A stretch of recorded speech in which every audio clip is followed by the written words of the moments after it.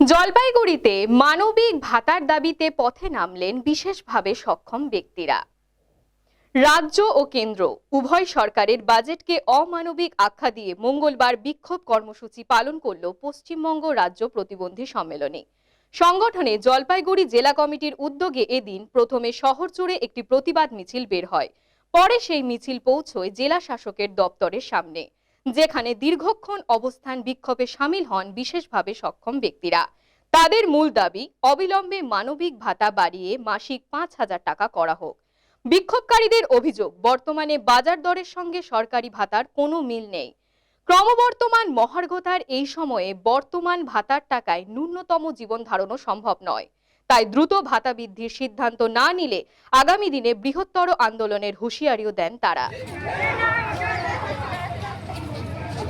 আমাদের ভাতার বৃদ্ধির দাবিতে গত 5 তারিখে রাজ্য বিধানসভায় যে বাজেট পেশ হয়েছে, সেই বাজেটে বিভিন্ন সহায়কমূলক বাজেটে ভাতা বৃদ্ধি করেছে এবং নতুন করে যুবসাথী একটি ভাতা নামে চালু করেছে।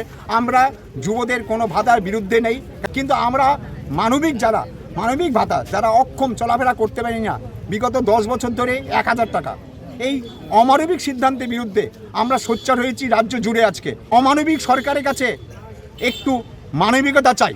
মানবিক দিক দেখে যারা চলাফেরা করতে পারে না, যারা শারীরিকভাবে অক্ষম, তাদের ভাতা বৃদ্ধি করে তাদের সংসার চালানোর মতন পয়সাটা দিন। আমরা দুবেলা দুমুঠো ভাত খাবো, সেই ভাতের পয়সা আপনার কাছে চাচ্ছি। যদি এই ভাতা আগামী 7 দিনের মধ্যে বৃদ্ধি না হয়, আমরা পশ্চিমবঙ্গ রাজ্য প্রতিবন্ধী সম্মেলনী ইতিমধ্যেই সিদ্ধান্ত নিয়েছি। মার্চ মাসের প্রথম সপ্তাহে আমরা নবান্ন অভিযানে যেতে চলেছি।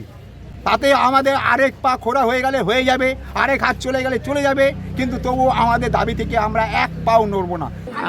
हम लोग का बत्ती अपनी रिश्तेदार थी, हम लोग का पैसा बहुत कम मिल रहा है, इसलिए लोग पैसा बढ़ाना चाहता है। मांग कर रहा है सरकार से कि हम लोग का पैसा बढ़ा दो। सभी को नहीं बढ़ाया है, दूसरा लोग का बढ़ा रहा है, हम लोग का हैंडीकैप लोग का नहीं बढ़ा रहा है। 5,000 मांग कर रहे हैं हम लोग कि हम लोग का पैसा बढ़ा दो कह के। डीएम ऑफिस में आए हैं अपना मांग को पूरा करने के लिए।